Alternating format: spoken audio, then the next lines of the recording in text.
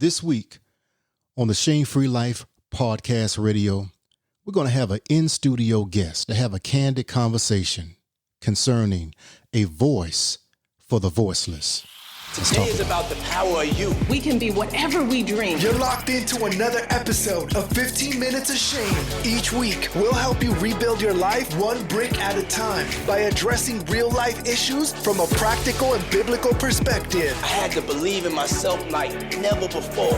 This is the Shame Free Radio Show. Finding a solution to become the greatest. And now your host, minister, author, grief and trauma support specialist, Dr. Ronald Zion Roseborough. Ladies and gentlemen, this is it. Good evening, good night, good morning, wherever you are, coast to coast around the globe. You are locked inside of another installment inside the Shame Free Life Radio podcast. And I have a treat for you today, well, tonight, in my time zone. And before we get into it and the in-studio guest that's going to enlighten us on a subject matter that is near and dear to my heart, and I'm sure that it will be near and dear to your heart when we finish this podcast, because this particular subject, if it hasn't impacted you directly, I'm pretty sure that someone in your family, someone in your community has been impacted. But before we get into it, we're going to take two quick commercial breaks, and then we will return with the in-studio guest. Have you considered continuing your education?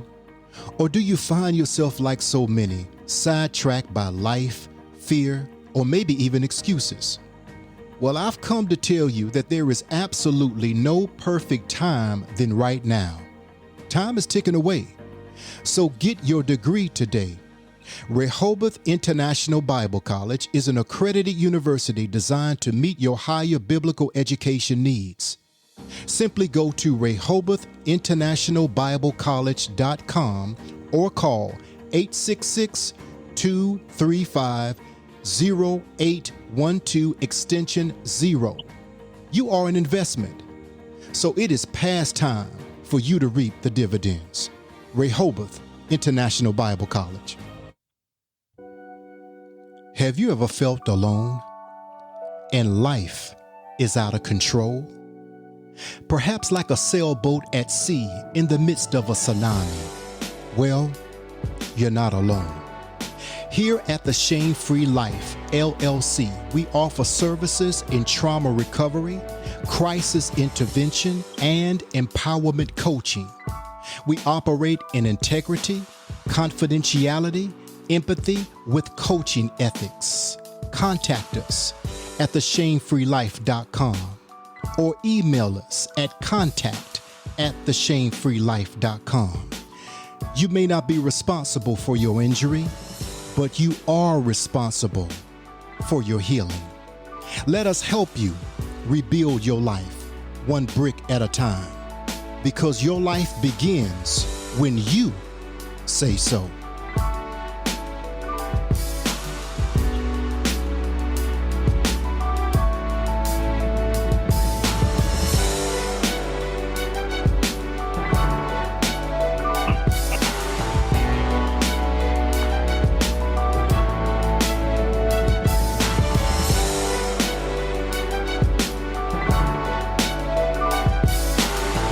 And we are back.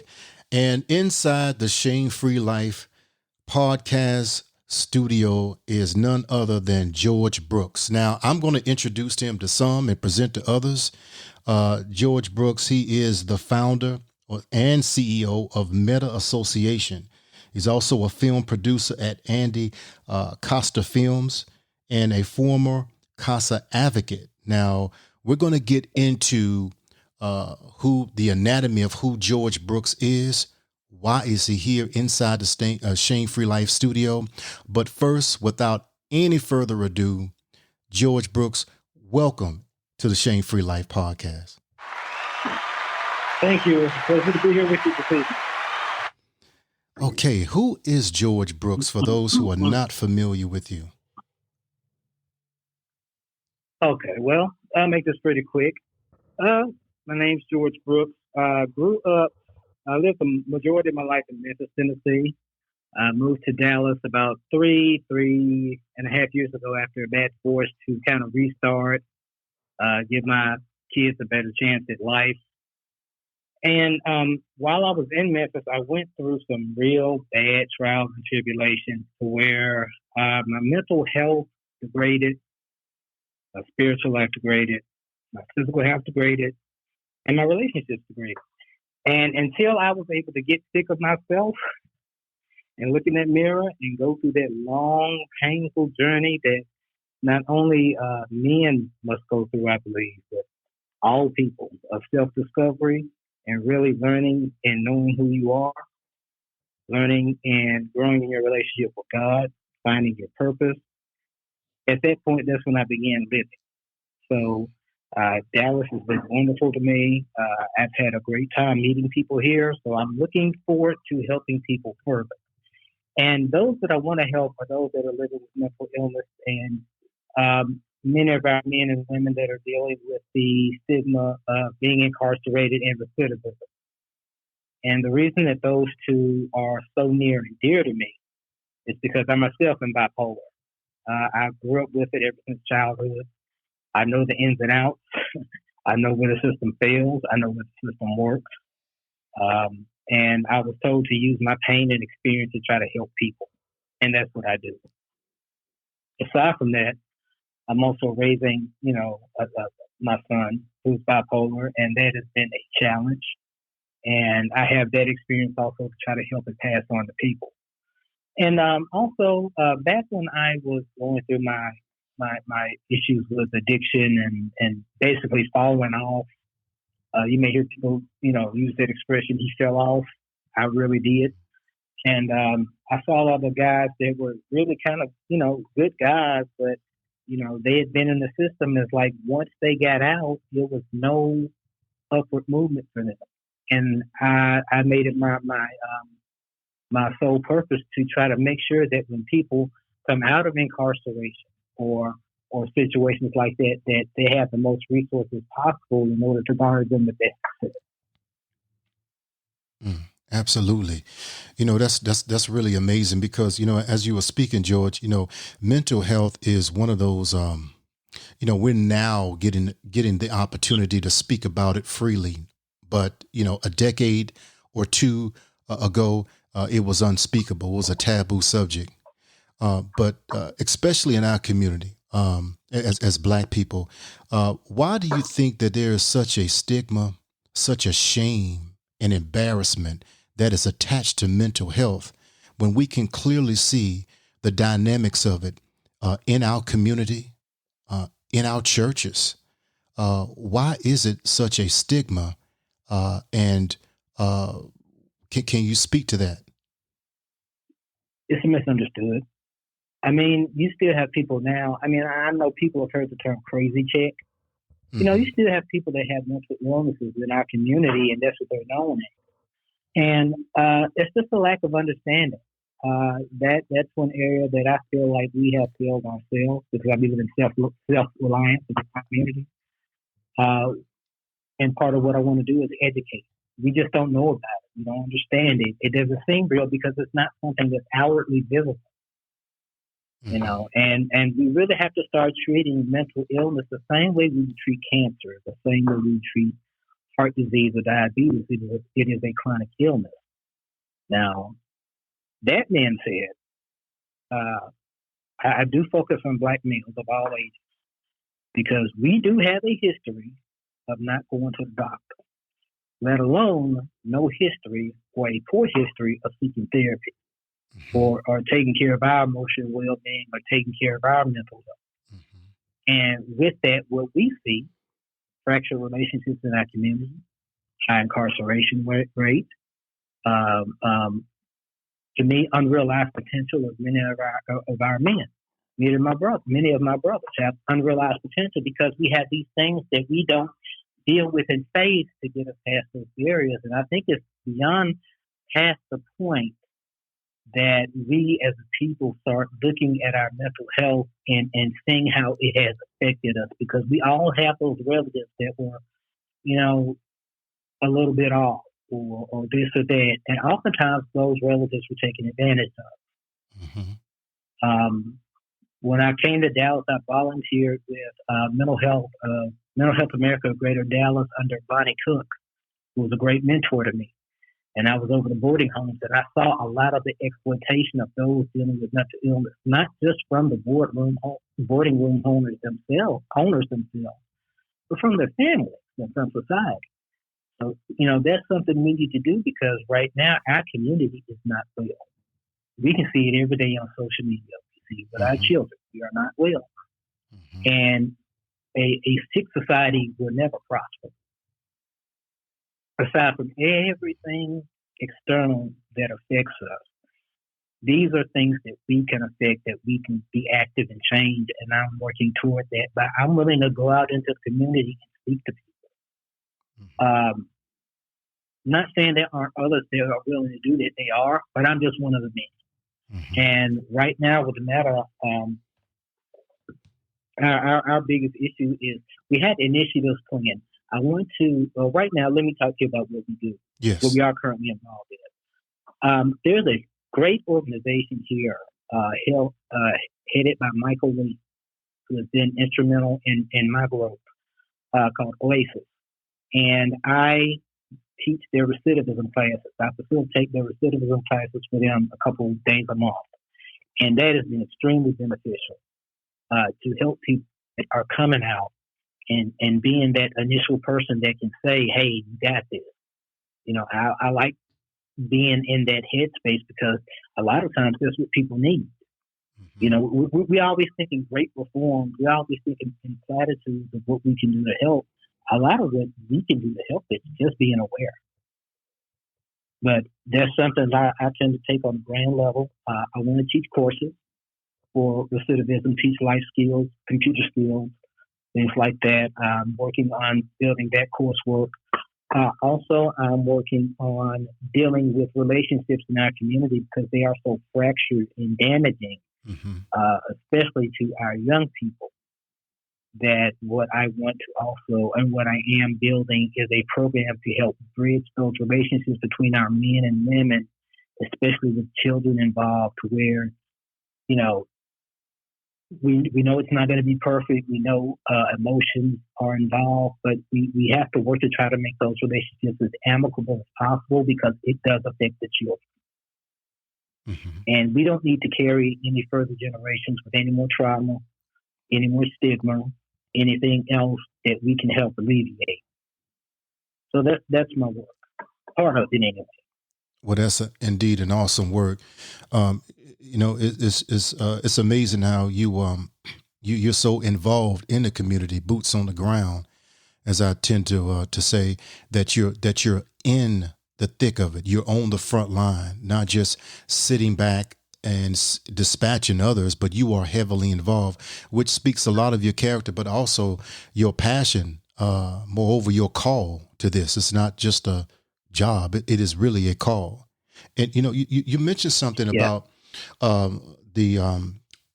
in regards to mental health. We have to speak on trauma, and we're talking about generational trauma, chronic trauma of having seen the sights and the sounds of different things as it relates to in our family, in our community, that's swept under the rug and not addressed, which in terms, it makes me think of the prison pipeline from the school to prison, and how we can see a lot of our children that were traumatized by abuse, traumatized by law enforcement, traumatized by mom being taken into custody in prison, or dad. So a lot of these realities are deep-seated trauma within our community that we tend to not address.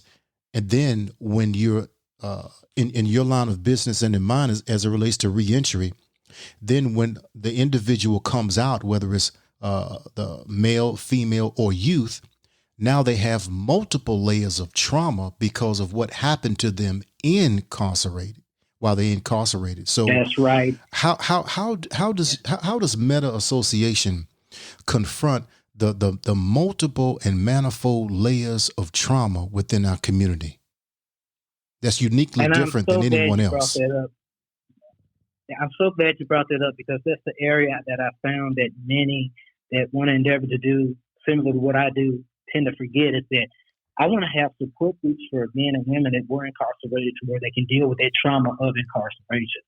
My father was incarcerated. My brother-in-law was incarcerated. I know there's trauma involved. Just little things like, just even the way my father would eat his food, not saying that's necessarily a bad thing, but it shows the after effects of incarceration. Mm-hmm. It shows that once you leave the door, you're not just, able to go out and, just hop right back in society. Some people are, but that's typically the exception. So, what I want to do is try to make that transition smooth and healthy because a lot of people aren't aware that the American penal system is the number one provider of mental health care services in the country. So that leads me to believe that, knowing what I know about, quote unquote, the system, the care is probably woefully inadequate, and you don't have a transition for them when they come out to continue that care and medication. So I'm working with different organizations here in Dallas and starting to reach out and have those conduits in those relationships to where if someone calls me, okay, so-and-so is getting out, but they need this, this, and this, I can at the very least point them to the appropriate place to do so. Absolutely. Speaking on that, George, it's developing partnerships is so important, especially within our community, because we're in such dire strait. And the fact of the matter is, though we are working hard and we are very optimistic and hopeful that there is going to be healing that's going to take place, in our community, especially those who desire to be healed. But what are some of the challenges that you have personally encountered? Because first of all, you have to deal with the stigma that you're helping those with mental disabilities or disorders, and then secondly, those who are coming out of incarceration have been traumatized before, during incarceration, and post-incarceration. So my question to you is, have you encountered any kind of pushback or resistance as it relates to entities, be it churches, faith-based organizations that are kind of distant from you to partner? Have you had any kind of pushback, or or have you had any positive experiences? I've had markedly more positive than negative. I can't say I've gotten any pushback. The only thing is that a lot of times when I'm dealing with people that are, coming out of incarceration, a lot of them are mistrustful. So, you can say, well, I'll try to do this, but they've heard that all before. They've heard the song and dance, so you really just have to help them. You have to prove it to them. You have to be there, and you have to be accountable. Mm-hmm. So that's been my only real barrier is just getting, the men and women to buy into the system, to buy that there is a better way, that this is not going to be the same thing you've heard all your life, Right. And, but as far as positive, I've gotten great support from different organizations here, CCRC, City Hall, it's too many to name. So, but right now, my core issue, my biggest need, and I'll just be honest, is funding. I'm looking for donations. I'm looking for grants. I just brought on a grant writer. But I think donations are going to kind of be the lifeblood of what we do. Mm-hmm. And I don't know if I can leave my Cash App in the show notes, or maybe you can do that. But that's really where our greatest need is right now, because that's going to keep us going every day to build these programs. Mm-hmm. And I'm also working on film producing. There's a feature that I'm working with Andy Costa Films to deal with incarceration. And I'm also working on a documentary that's in the very early works, producing that that's going to deal with incarceration and showing what it's like, to kind of come out and make that adjustment. Because I found that's where a lot of my friends that I grew up with that were in the system, that's where they had the biggest stumble. That's what the first stumble was for coming out. Not having the right place to stay, not having this together, not having that together. And then if you start out like that, how can you expect someone to be successful? Mm-hmm. Absolutely. And speaking on that, we definitely going to get more into the necessity of funding. Because when I think about what you're doing and other organizations that are out there that are on the front line, I kind of think of even the ministry of Jesus and how he wasn't a Lord over the people, but he was a Lord among the people. So much so, True. he made himself accessible that you could come up and touch the hem of his garment. And so, and I hope this don't. Mm-hmm. Yes, go I right hope ahead. this don't rub people the wrong way. But I try to live Christ-like, and that's the very aspect I talk to my sons about. Christ went out among the people and helped. He didn't. It wasn't always from behind the pulpit, Mm-hmm. And that's what I want to do. I want to go out among the people and help them, because that's what really makes the difference.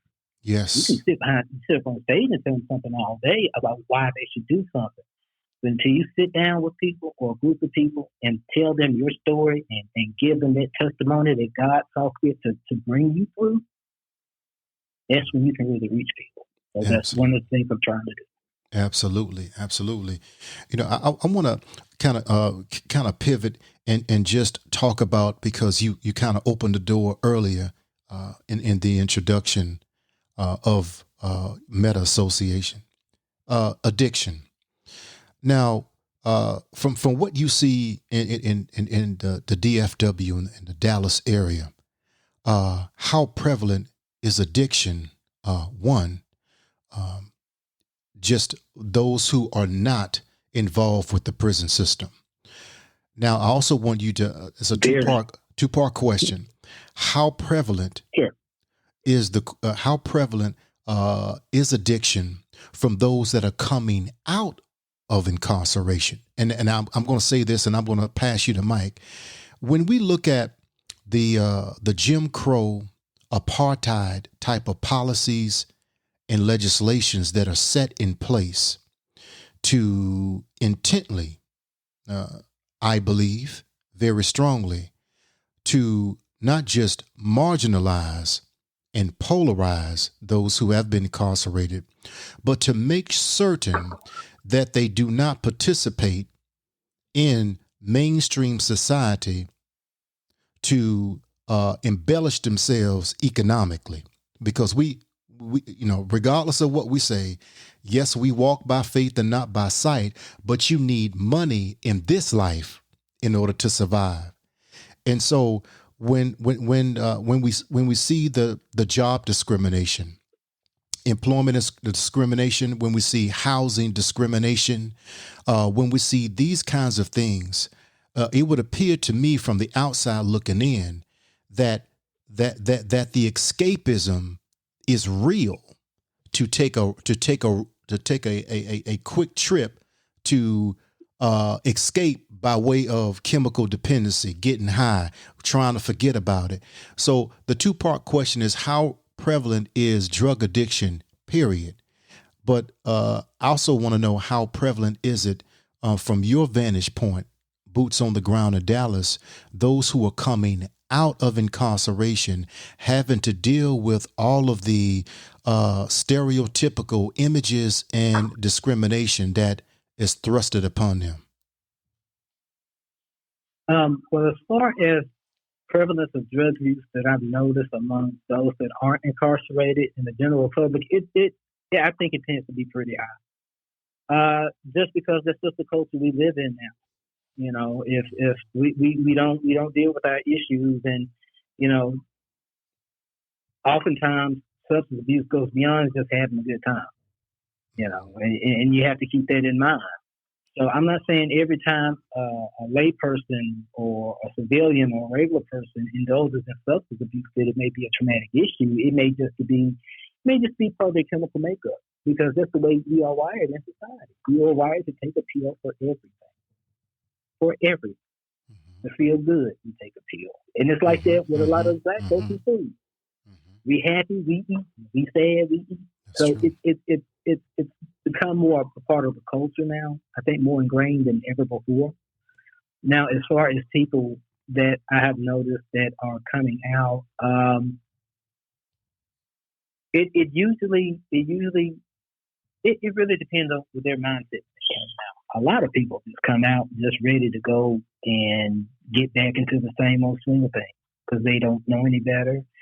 They may not have, they may have let the time do them instead of them the time, things like that. But as far as those that I've noticed that really make a commitment to changing and getting better, not that much. Mm-hmm. They tend to try to stay away from trouble. Mm-hmm. I mean, most guys I know that have gotten out, they tell me, I don't want to get back in trouble. I'm not going back to the neighborhood. And if we can make that transition easy, transitional housing, and get people to understand that, you may have to leave your home and your friends to survive and to be comfortable. Mm-hmm. It's no point in getting out of a bad situation and going back to the same neighborhood. Mm-hmm. You wouldn't keep going to the same doctor if you kept getting sick. So it's so much involved in this, and I really hope that at some point to be able to get the help of some gentlemen that have actually been incarcerated, because that's the perspective that I cannot give. And I want to be fair to those that I try to help and make sure that they have every perspective possible so that they feel whole in what we're trying to do. So I will be partnering up with some people and doing some things, like I said, teaching courses. And one valuable thing about my focus on recidivism is that these men and women are parents.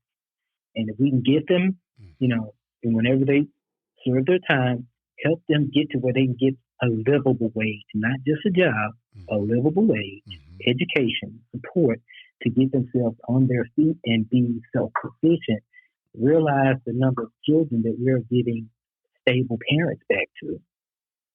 That's right.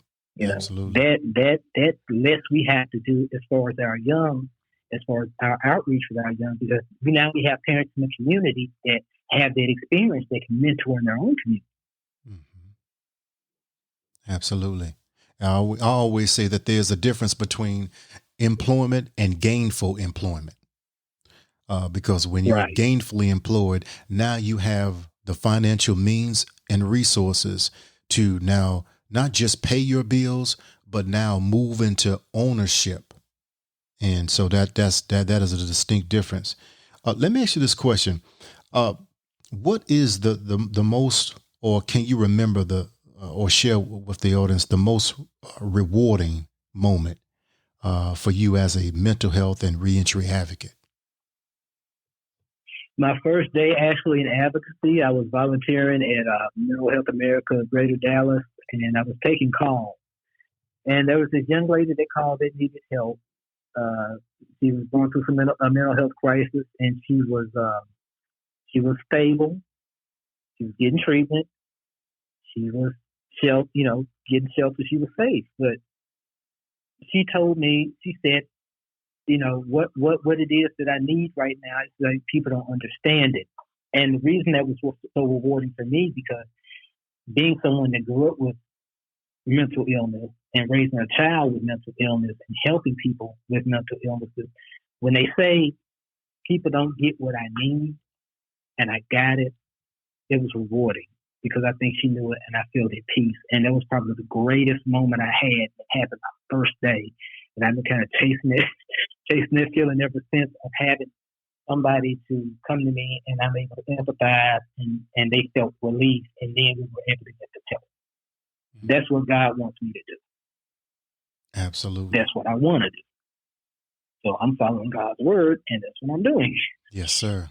That's what brings me happiness. That's what brings me joy in life. And that's what it's all about. That regardless of life can be so unfair and really hit you and with a knockout blow and sideswipe you. without warning, unexpected.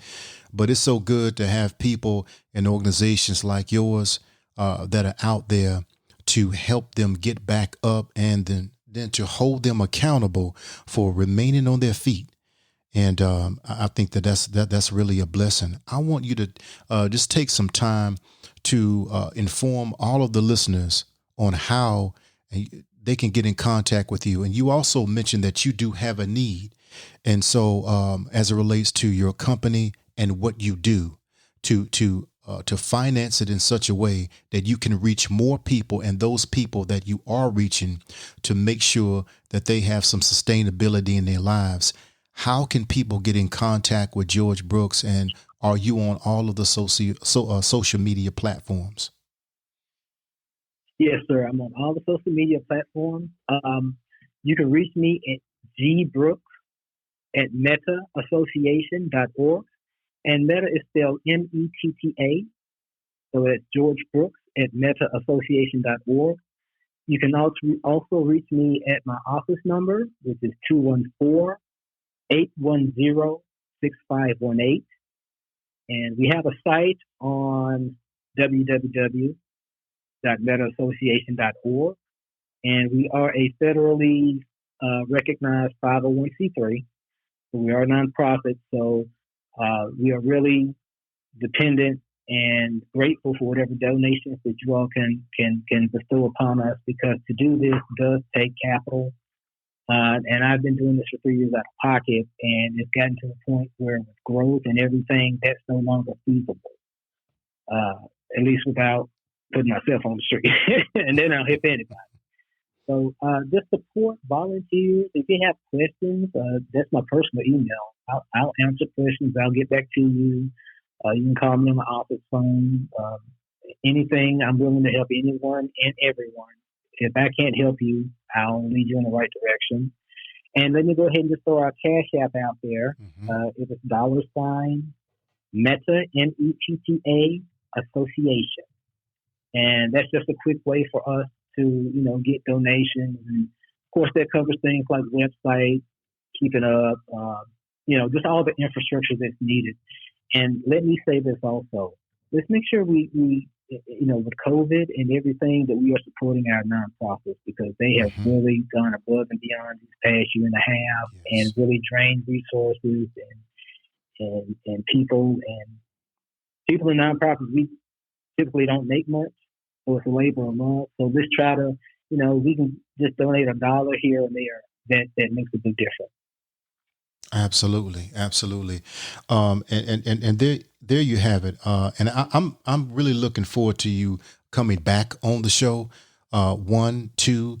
I'm also looking forward to partnering with you to some degree. Down in the DFW, and to see how my nonprofit Pinnacle Community Outreach, how we can assist in some of the things that God has given you as a vision, because we many members, but we are the same body, of the Messiah. That's true. And oftentimes, it's almost like gang warfare. The Crips and the Bloods, the gangster disciples and the Latin Kings, and we just going to war against one another as opposed to assisting one another for one common cause. Yeah. And I just, I'm really grateful for what you're doing. Such a humble spirit, yet very surgical when it comes to your endeavor in reaching others and restoring hope and lives. So I just salute you, and I'm so glad that you stopped by the Shame Free Life studio. And you're no longer a stranger. You're no longer a guest. That's right. You are family, and we got to have you back. Thank you, sir. Absolutely. Thank you, sir. I look forward to being back. Thank you so much. Yes, sir. Well, we thank you. May God continue to bless you and breathe on everything that your hands touch, that it multiplies. And regardless of a pandemic, whatever it is, a Maricon, whatever that's out there, it's not going to stop the mission, what the Most High has already given you. But there you have it, George Brooks. Yes, Hit him up on on the Cash App. That's $ Metta Association. Show some love, show some support, and this is what we're supposed to do. This is the mandate that we have, especially those who say that we are believers. And if you are a believer in Yeshua, in Jesus the Christ, then you ought to be about the works that he was about and that this gentleman, George Brooks, is about. Until next time, your life begins when you say so. And remember, show some love to the nonprofit that's out there in the streets, making a difference in changing lives. Until next time, peace and love to you. Thank you for joining us on the Shame Free Life Radio Show for 15 Minutes of Shame. Follow us on IG and Twitter at Shame Free Life. For information on promoting your business with us, contact us at theshamefreelife@gmail.com. Until next time, your life begins when you say so.